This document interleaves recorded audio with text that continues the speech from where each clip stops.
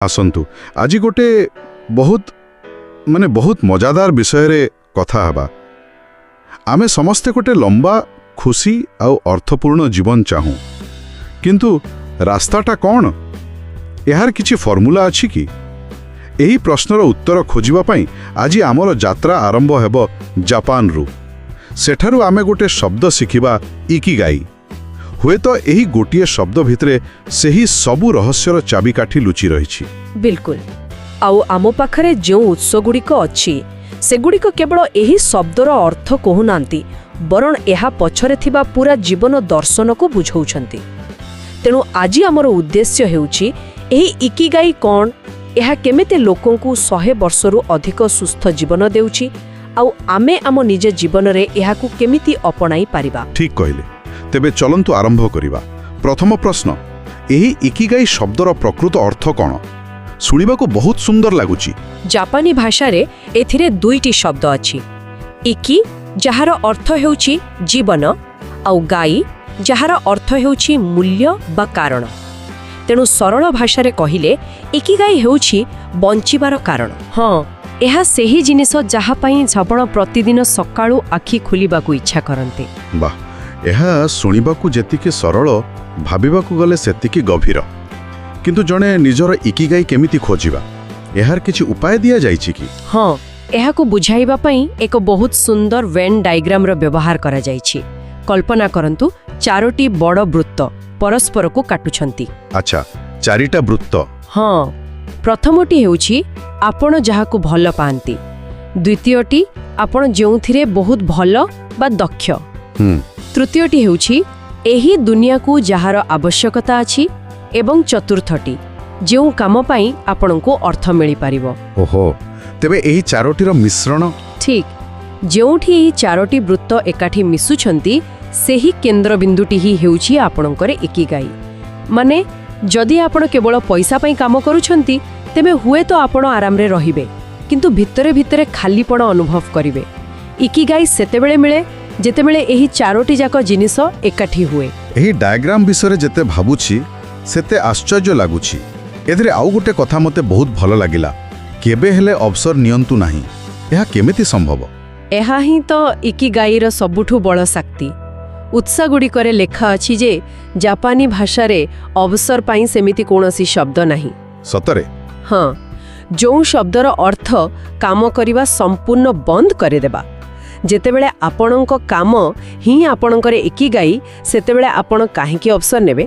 सेठाकार लोकमाने निज शरीर अनुमति देबा पर्यंत निजर प्रिय काम करि चालंती। वाह, एई धारणा ही आमकु सीधा सड़कर ओकिनावा को नहीं जाउछि, जोठी लोकमाने दुनिया रे सबुठु अधिक दिन बंचंती। बिल्कुल। ओकिनावा हेउछि पृथ्वीर सेही 5टी स्थान मध्यरु गोटिए जाहाकू ब्लू जोन्स कुहा जाए। एही सबु स्थान रे लोकमाने केवल अधिक दिन बंचंती नहीं, बरं बहुत सुस्थ और सक्रिय भाबरे बंचंती। अच्छा, सेही अन्य 4टी स्थान कौन कौन? सेगुड़िक हेला इटालीर सार्डिनिया, कैलिफोर्नियार लोमा लिंडा, कोस्टारिकार निकोया प्रायद्वीप एवं ग्रीसर इकारिया। आउ एही सबु स्थानर लोकंक जीवन शैली रे किछि साधारण कथा अछि। भल खाद्य, निरंतर व्यायाम, जीवनर एक उद्देश्य आउ एक मजबूत सामाजिक संपर्क। ए सामाजिक संपर्क कथाटा बहुत आकर्षणीय। उत्सरे मोआई बोली गोटे शब्दर उल्लेख अछि। एहार अर्थ कौन? मोआई एक बहुत सुंदर परंपरा। एहा एक एकाभाळी चिंता करुथिबा लोकंकर एक छोट दल, जो माने परस्पर को जीवन सारा साहाय्य करंती।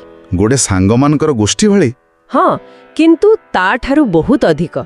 से माने नियमित भावे देखा करंती, एकठी खियापिया करंती एवं प्रत्येक मासरे किछि पैसा एकठी करंती। जदि कहार किछि असुविधा हुए, तेबे से पांठीरु तांकु साहाय्य करा जाए। किंतु आजिर दुनिया रे एहा केते दूर संभव? आमे तो सबु बेले सहर बदलुछे, चाकरी बदलुछे। आपनकर प्रश्नटी बहुत युक्तियुक्त। हुए तो ओकिनावार पारंपरिक मोआई भଳି गढ़िवा आम पई कष्टकर होई पारे, किंतु एहार मूल तत्व को आमे निश्चय आपणै पारिबा। माने किछि एमिति लोकंक सह जड़ित हेबा जो मानक सहित आपण निज सुख दुख बांटी पारिबे। एहा एक प्रकारर भावनात्मक सुरक्षा कवच। बुझिली। एबे खाद्य विषयर कथा हेबा। उत्सरे हारा हाचिबु ବୋଲି ଏକ ନିୟମର କଥା କୁହାଯାଇଛି। ଏହାର ରହସ୍ୟ କ'ଣ? ହାରା ହାଚିବୁ ଏକ ବହୁତ ପୁରୁଣା ଜାପାନୀ ପ୍ରବାଦ। ଏହାର ଅର୍ଥ ହେଉଛି ନିଜ ପେଟକୁ 80% ପର୍ଯ୍ୟନ୍ତ ଭର। 80%? ହଁ, ଅର୍ଥାତ୍ ଆପଣଙ୍କ ପେଟ ପୁରା ଭରିଗଲା ବୋଲି ଅନୁଭବ ହେବା ପୂର୍ବରୁ ହିଁ ଖାଇବା ବନ୍ଦ କରିଦିଅନ୍ତୁ। ଏଇଟା ଶୁଣିବାକୁ ସହଜ ଲାଗୁଛି, କିନ୍ତୁ ଆମେ ତ ଏମିତି ଏକ ସଂସ୍କୃତିରେ ବଢ଼ିଛେ ଯେଉଁଠି ପ୍ଲେଟ୍ ସଫା ନ କଲେ ମାଆଙ୍କଠୁ ଗାଳି ମିଳେ। ତେବେ 80%ରେ ଅଟକିବାର କୌଶଳଟା କ'ଣ? ଏହା ହିଁ ପ୍ରକୃତ କଥା। ଏହା କେବଳ କମ୍ ଖାଇବା ବିଷୟରେ ନୁହେଁ, ଏହା ନିଜର ଶରୀରର ସଂକେତକୁ ଶୁଣିବା ବିଷୟରେ। ଆମ ମସ୍ତିଷ୍କକୁ ପେଟ ଭରିଗଲା ବୋଲି ସଂକେତ ପାଇବା ପାଇଁ ପ୍ରାୟ 20 ମିନିଟ୍ ଲାଗେ। ଯେତେବେଳେ ଆମେ ବହୁତ ଶୀଘ୍ର ଖାଉ, ସେତେବେଳେ ଆମେ ଆବଶ୍ୟକତାଠାରୁ ଅଧିକ ଖାଇଦେଉ। ଧୀରେ ଧୀରେ ଖାଇବା ଆଉ 80%ରେ ଅଟକିବା ଦ୍ୱାରା ଆମର ହଜମ ପ୍ରକ୍ରିୟା ଉପରେ କମ୍ ଚାପ ପଡ଼େ। ଏହି ଛୋଟ ଛୋଟ ଅଭ୍ୟାସ ଭିତରେ କେତେ ବଡ଼ ବଡ଼ ବିଜ୍ଞାନ ଲୁଚି ରହିଛି। ଆଚ୍ଛା, ଏବେ ଆସନ୍ତୁ ଆମ ଆଲୋଚନାର ସବୁଠୁ ମଜାଦାର ଅଂଶକୁ। ଗୋଟେ ଶବ୍ଦ ବାରମ୍ବାର ଆସୁଥିଲା, ଫ୍ଲୋ। ହଁ, ଫ୍ଲୋ। ଏହି ଧାରଣାକୁ ମନୋବିଜ୍ଞାନୀ ମିହାଇ ଚିକେସେଣ୍ଟିମିହାଇ ଲୋକପ୍ରିୟ କରାଇଥିଲେ। ଠିକ୍। ଫ୍ଲୋ ହେଉଛି ଏକ ମାନସିକ ଅବସ୍ଥା ଯେତେବେଳେ ଆପଣ କୌଣସି କାମରେ ଏତେ ଗଭୀର ଭାବରେ ମଗ୍ନ ହୋଇଯାଆନ୍ତି ଯେ ଆପଣଙ୍କୁ ସମୟ, ଭୋକ, ଶୋଷ କିଛି ବି ଜଣାପଡ଼େ ନାହିଁ। ଆପଣ ଏବଂ ଆପଣଙ୍କ କାମ ଏକାକାର ହୋଇଯାଆନ୍ତି। ଆମେ ସମସ୍ତେ କେବେ ନା କେବେ ଏହାକୁ ଅନୁଭବ କରିଥିବା, କିନ୍ତୁ ଏହି ଫ୍ଲୋ ସ୍ଥିତିରେ ପହଞ୍ଚିବା ପାଇଁ କ'ଣ କରିବାକୁ ହେବ? ଏଥିପାଇଁ କିଛି ସର୍ତ୍ତ ଅଛି। ପ୍ରଥମତଃ, ଆପଣଙ୍କୁ ଏକ ଏପରି କାର୍ଯ୍ୟ ବାଛିବାକୁ ହେବ ଯାହା ଚ୍ୟାଲେଞ୍ଜିଂ କିନ୍ତୁ ଅସମ୍ଭବ ନୁହେଁ। ଦ୍ୱିତୀୟତଃ, ଆପଣଙ୍କର ଏକ ସ୍ପଷ୍ଟ ଉଦ୍ଦେଶ୍ୟ ରହିବା ଦରକାର। ଏବଂ ତୃତୀୟ, ଯାହା ଆଜିକାଲି ସବୁଠୁ କଷ୍ଟକର, ଆପଣଙ୍କୁ ସବୁ ପ୍ରକାର ଧ୍ୟାନଭଙ୍ଗକାରୀ ଜିନିଷରୁ ଦୂରେଇ ରହିବାକୁ ପଡ଼ିବ। ଧ୍ୟାନଭଙ୍ଗ, ଏହି ଶବ୍ଦ ଶୁଣିବା ମାତ୍ରେ ମୋ ମନକୁ ମଲ୍ଟିଟାସ୍କିଂ କଥା ଆସୁଛି। ମୁଁ ସବୁବେଳେ ଭାବୁଥିଲି ଯେ ମୁଁ ମଲ୍ଟିଟାସ୍କିଂରେ ଚାମ୍ପିୟନ୍, କିନ୍ତୁ ଏହି ରିସର୍ଚ୍ଚ ପଢ଼ିଲା ପରେ ଲାଗୁଛି ମୁଁ ବୋଧେ କୌଣସି ବି କାମ ଠିକ୍ରେ କରୁନଥିଲି। ଏହା ଆମ ସମସ୍ତଙ୍କର ଭୁଲ ଧାରଣା। ଏକ ଅଧ୍ୟୟନ ଅନୁସାରେ ମଲ୍ଟିଟାସ୍କିଂ ଆମର ଉତ୍ପାଦକତାକୁ 60% ପର୍ଯ୍ୟନ୍ତ କମାଇ ଦେଇପାରେ। 60%? ହଁ, କାରଣ ଆମ ମସ୍ତିଷ୍କ ଏକା ସାଙ୍ଗରେ ଦୁଇଟି କାମ କରିପାରେ ନାହିଁ। ଏହା କେବଳ ଗୋଟିଏ କାମରୁ ଅନ୍ୟ କାମକୁ ବହୁତ ଶୀଘ୍ର ବଦଳିଥାଏ, ଯାହାକୁ ଟାସ୍କ ସ୍ୱିଚିଂ କୁହାଯାଏ। ଏଥିରେ ବହୁତ ମାନସିକ ଶକ୍ତି ନଷ୍ଟ ହୁଏ। ତେବେ ଏହି ଡିଜିଟାଲ ଯୁଗରେ ଏକାଗ୍ରତା ବଜାୟ ରଖିବାର ଉପାୟ କ'ଣ? ଏଥିପାଇଁ ଗୋଟିଏ ସରଳ ଟେକ୍ନିକ୍ ହେଉଛି ପୋମୋଡୋରୋ ଟେକ୍ନିକ୍। ଆପଣ 25 ମିନିଟ୍ ପାଇଁ ସବୁକିଛି ବନ୍ଦ କରି କେବଳ ଗୋଟିଏ କାମରେ ଧ୍ୟାନ ଦିଅନ୍ତୁ ଆଉ ତାପରେ 5 ମିନିଟ୍ର ବିରତି ନିଅନ୍ତୁ। ଏହାଛଡ଼ା ଟେକ୍ନୋଲୋଜିରୁ କିଛି ସମୟ ପାଇଁ ଦୂରେଇ ରହିବା ତାହା ମଧ୍ୟ ସାହାଯ୍ୟ କରେ। ଠିକ୍। ଆଉ ଆଜିକାଲି ସବୁଠୁ ବଡ଼ ଧ୍ୟାନଭଙ୍ଗକାରୀ ଜିନିଷ ହେଉଛି ଆମ ଫୋନ୍ର ନୋଟିଫିକେସନ୍। ଏହା ଆମ ମନ ଉପରେ ଏକ ପ୍ରକାରର କ୍ରମାଗତ ଚାପ ସୃଷ୍ଟି କରୁଛି ନା? ହଁ, ଏହାକୁ ଦୀର୍ଘସ୍ଥାୟୀ ମାନସିକ ଚାପ ବା କ୍ରନିକ୍ ଷ୍ଟ୍ରେସ୍ କୁହାଯାଏ। ଆମ ଶରୀରର ବିବର୍ତ୍ତନ ଏକ ବାଘର ଆକ୍ରମଣକୁ ସାମ୍ନା କରିବା ପାଇଁ ହୋଇଛି, କିନ୍ତୁ ଆଜିକାଲି ଆମ ଶରୀର ଏକ ଅଫିସ୍ ଇମେଲକୁ ମଧ୍ୟ ସେହିଭଳି ଏକ ବିପଦ ଭାବରେ ଦେଖୁଛି। ଫଳରେ ଆମ ଶରୀରରେ କ୍ରମାଗତ ଭାବରେ କର୍ଟିସଲ୍ ନାମକ ଷ୍ଟ୍ରେସ୍ ହର୍ମୋନ୍ କ୍ଷାରଣ ହେଉଛି, ଯାହା ଆମ ପାଇଁ ଭଲ ନୁହେଁ। ଏହାର ଅର୍ଥ କ'ଣ ସବୁ ପ୍ରକାରର ଚାପ ଖରାପ? ନା, ସେମିତି ନୁହେଁ। ଅଳ୍ପ ମାତ୍ରାର ଚାପ ବା ଛୋଟ ଛୋଟ ଚ୍ୟାଲେଞ୍ଜ ଆମ ପାଇଁ ଲାଭଦାୟକ। ଯେଉଁମାନେ ନିଜ ଆରାମଦାୟକ ପରିବେଶରୁ ବାହାରି କିଛି ନୂଆ ଚେଷ୍ଟା କରନ୍ତି, ସେମାନେ ମାନସିକ ଭାବରେ ଅଧିକ ସୁଦୃଢ଼ ହୁଅନ୍ତି।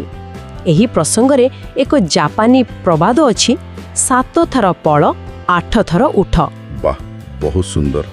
ଏବେ ଶେଷରେ ଶାରୀରିକ ଗତିଶୀଳତା ବିଷୟରେ କଥା ହେବା। ଉତ୍ସଗୁଡ଼ିକ କୁହେ ଯେ ଦୀର୍ଘ ଜୀବନର ରହସ୍ୟ କଠିନ ବ୍ୟାୟାମ ନୁହେଁ, ବରଂ ନିରନ୍ତର ଗତିଶୀଳ ରହିବା। ଏହା କେମିତି? ଏହା ସତ। ବ୍ଲୁ ଜୋନ୍ସର ଲୋକମାନେ ପ୍ରାୟତଃ ଜିମ୍ ଯାଆନ୍ତି ନାହିଁ। ସେମାନଙ୍କର ଦୈନନ୍ଦିନ ଜୀବନ ହିଁ ବ୍ୟାୟାମରେ ପରିପୂର୍ଣ୍ଣ। ସେମାନେ ବଗିଚା କାମ କରନ୍ତି, ଚାଲନ୍ତି ଏବଂ ଘଣ୍ଟା ଘଣ୍ଟା ଧରି ଗୋଟିଏ ସ୍ଥାନରେ ବସି ରହନ୍ତି ନାହିଁ। ତେବେ ଏଥିପାଇଁ ଉତ୍ସରେ କିଛି ସରଳ ବ୍ୟାୟାମର ଉଲ୍ଲେଖ କରାଯାଇଛି ନୁହେଁ କି? ଯେମିତିକି ରେଡିଓ ତାଇସୋ। ନାଟା ଶୁଣିଲେ ଲାଗୁଛି ସତେ ଯେମିତି ରେଡିଓ ଶୁଣି ଶୁଣି କେହି ବ୍ୟାୟାମ କରୁଛି। ଠିକ୍ ସେଇଆ। 1920 ଦଶକରେ ପୁରା ଜାପାନ ସକାଳୁ ଉଠି ରେଡିଓରେ ଆସୁଥିବା ନିର୍ଦ୍ଦେଶ ଅନୁସାରେ ଏକା ସାଙ୍ଗରେ ବ୍ୟାୟାମ କରୁଥିଲା।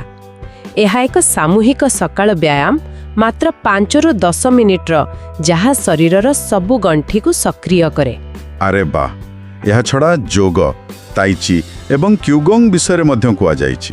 ହଁ, ଯୋଗ ତ ଆମ ଭାରତୀୟ ପରମ୍ପରାର ଅଂଶ। ତାଇଚି ଏବଂ କ୍ୟୁଗୋଙ୍ଗ ହେଉଛି ଧୀର ଏବଂ ପ୍ରବାହମୟ ବ୍ୟାୟାମ। ଏହି ସବୁର ବିଶେଷତା ହେଉଛି ଏଗୁଡ଼ିକ କେବଳ ଶରୀରକୁ ନୁହେଁ, ମନକୁ ମଧ୍ୟ ଶାନ୍ତ ରଖିବାକୁ ହେବ। ତେବେ ଆମର ଏହି ପୁରା ଯାତ୍ରାରୁ ଆମେ କ'ଣ ଶିଖିଲେ? ଆମେ ଇକିଗାଇକୁ ଜୀବନର ଉଦ୍ଦେଶ୍ୟ ଭାବରେ ଦେଖିଲୁ, ବ୍ଲୁ ଜୋନ୍ସର ଲୋକଙ୍କଠାରୁ ସରଳ ଜୀବନଶୈଳୀ ଶିଖିଲୁ, ଫ୍ଲୋ ମାଧ୍ୟମରେ ଏକାଗ୍ରତାର ଶକ୍ତିକୁ ମଧ୍ୟ ଜାଣିଲା। ଯେ ଇକିଗାଇ ଖୋଜିବା କୌଣସି ବଡ଼ କାଳ୍ପନିକ ଲକ୍ଷ୍ୟ ନୁହେଁ, ଏହାକୁ ଆମେ ଆମର ଦୈନନ୍ଦିନ ଛୋଟ ଛୋଟ କାର୍ଯ୍ୟରେ ପାଇପାରିବା।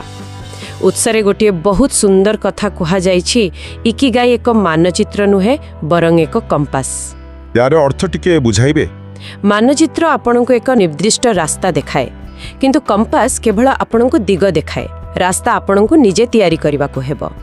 ସେହିପରି ଇକିଗାଇ ଆପଣଙ୍କୁ ଜୀବନର ଉଦ୍ଦେଶ୍ୟର ଦିଗ ଦେଖାଏ, କିନ୍ତୁ ସେହି ରାସ୍ତାରେ ଆପଣଙ୍କୁ ନିଜର ଅନୁଭୂତି ଅନୁସାରେ ଚାଲିବାକୁ ହେବ। ବହୁତ ସୁନ୍ଦର ଭାବରେ ବୁଝାଇଲେ। ଶେଷରେ ମନୋବିଜ୍ଞାନୀ ଭିକ୍ଟର ଫ୍ରାଙ୍କିଙ୍କର ଏକ କଥା ମନେ ପଡ଼ୁଛି। ହଁ, ସେ ନିଜ ରୋଗୀମାନଙ୍କୁ ଏକ ଅଜବ ପ୍ରଶ୍ନ ପଚାରୁଥିଲେ। ହଁ, ସେ ପଚାରୁଥିଲେ, ଆପଣ ଆତ୍ମହତ୍ୟା କାହିଁକି କରୁନାହାନ୍ତି?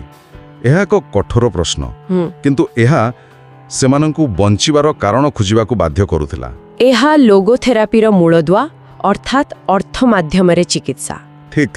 ତେବେ ଏହି ପ୍ରଶ୍ନକୁ ଆମେ ସମସ୍ତେ ନିଜକୁ ଏକ ସକାରାତ୍ମକ ଭାବରେ ପଚାରିପାରିବା। ଆଜିର ଆଲୋଚନା ଶେଷରେ ଏହି ଚିନ୍ତାଟି ରହିଲା। ଆସନ୍ତାକାଲି ସକାଳୁ ଶେଯରୁ ଉଠିବାର କାରଣ କ'ଣ? କେଉଁ ଛୋଟ କାର୍ଯ୍ୟ, କେଉଁ ବାର୍ତ୍ତାଳାପ କିମ୍ବା କେଉଁ ଛୋଟ ଚ୍ୟାଲେଞ୍ଜ ଆପଣଙ୍କ ଆଗାମୀ ଦିନଟିକୁ ଅର୍ଥପୂର୍ଣ୍ଣ କରିବ? ତାହା ହିଁ ହୁଏତ ଆପଣଙ୍କ ଇକିଗାଇର ଏକ ଛୋଟ ଅଂଶ।